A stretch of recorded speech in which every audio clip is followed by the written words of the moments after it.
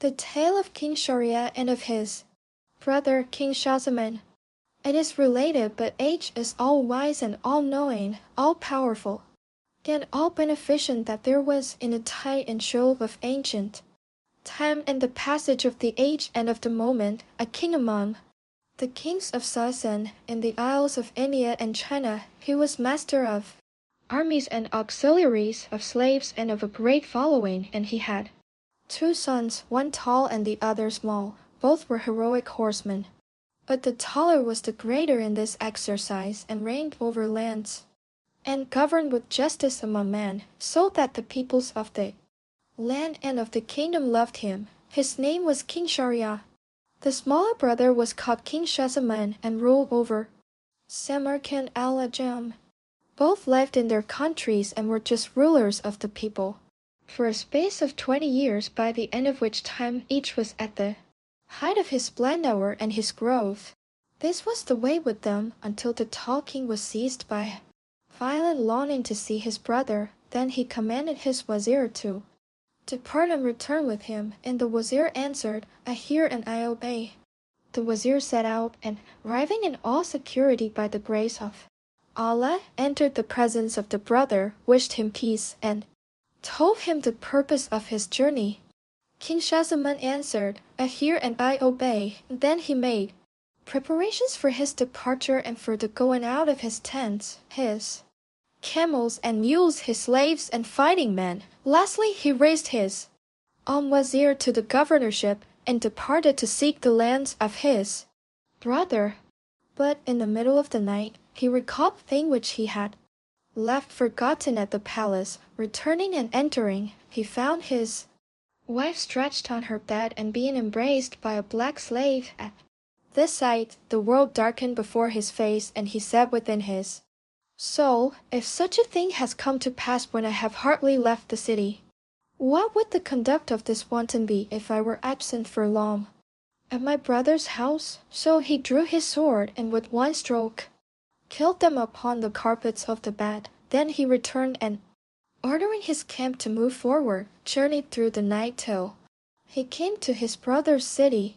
His brother rejoiced at his approach, went out to meet him, and greeting him, wished him peace. Also he adorned the city for him, and began to speak with him jovially. But King Shahzaman remembered the affair of his wife, and a cloud of grief filled him. His cheeks became sallow and his body frail. King Shahryar, seeing him in this pass, and thinking it was due to his exile from lands and kingdom, questioned him no further on the subject, and let him be. But on a later day he said, My brother, I know not, and yet I see your body grow frail and your cheeks sallow. Shahzaman answered, My brother, I am stricken in the heart of my heart. But he did not reveal what he had seen happen to his wife. So King Shahryar continued, Then come hunting and coursing with me, for in that pursuit perhaps your breast may throw off this trouble. But King Shahzaman had no wish to do so, and his brother went out to hunt alone. Now there were in the king's palace certain windows that looked onto the garden, and as King Shahzaman leaned there and looked out, the door of the palace opened, and 20 women slaves with 20 men slaves came from it, and the wife of the king, his brother, was among them, and walked there in all her bright beauty. When they came to the pool of a fountain, they all undressed and mingled one with another. Suddenly, on the king's wife crying, O Masad, Ya Masad, a gigantic negro ran towards her, embraced her, and turning her upon her back, enjoyed her. At this signal, all the other men slaves did the same with the women, and they continued thus long while, not ceasing their kisses and embraces and goings in and the like, until the approach of dawn. At this sight the king's brother said within himself, By Allah, mine is even a lighter misfortune than his. So he let his grief and discontent slip from him, saying to himself, Truly, this is more terrible than all which happened to me. And from that moment he began to drink again and to eat without pause. Meanwhile the king his brother came back from hunting, and the two wished each other peace. Then King Shahryar, observing his brother Shahzaman, saw that color in life had come back to him, and further that he, who had so long dealt sparingly with his food, now ate abundantly. So in his astonishment he asked him the explanation of this, and the other answered, "Listen, and I will tell you the cause of my former power. When you sent your wazir to me to require my presence at your side, I made my preparation for departure and left my city. But afterwards, remembering the present which I destined for you and which I gave you at the palace, I went back and found my wife lying with the black slave, the two sleeping upon the carpets of my bed. I killed the pair of them and made my way to you. Thrice wretched in my thought for what had happened, that was the cause of my former paleness and loss of strength. As for the return of color to my cheeks, spare me, I pray, from speaking of it."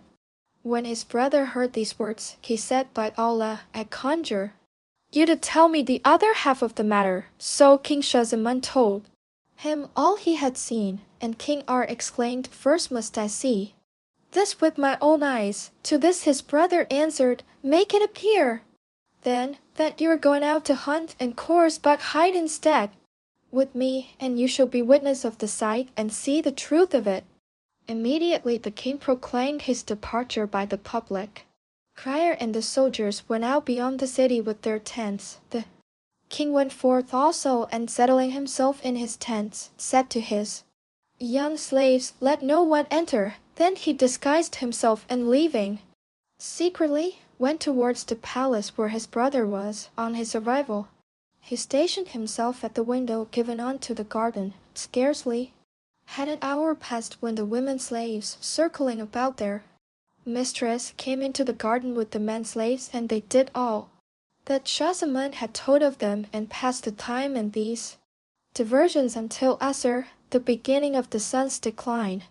When King Shahryar saw these things, reason fled from her seat in his mind, and he said to his brother Shahzaman, "Let us go hence, and fare forth to seek our destiny upon the road of Allah, for we have no right in royalty, nor shall have, until we have found someone who has met a fate like ours. Without that, in truth, death would be better than our lives." To this his brother made the fitting answer, and both went out by a secret door of the palace. They traveled night and day until they came to a tree in the middle of a lonely meadow near the salt sea. In this meadow there was an islet of fresh water, at which they drank, and afterwards sat down to rest. An hour had hardly passed when the sea began to be troubled, and suddenly a column of black smoke came up out of it, which rose to the sky and moved towards the meadow. Seeing this, they became afraid, and climbed as high as they were able into the tall tree, and began to consider what this might mean. Then behold, the smoke column changed to a genie of great size, vast-shouldered, gigantically breasted, and carrying on his she comes a torch in the shadows, and it is day.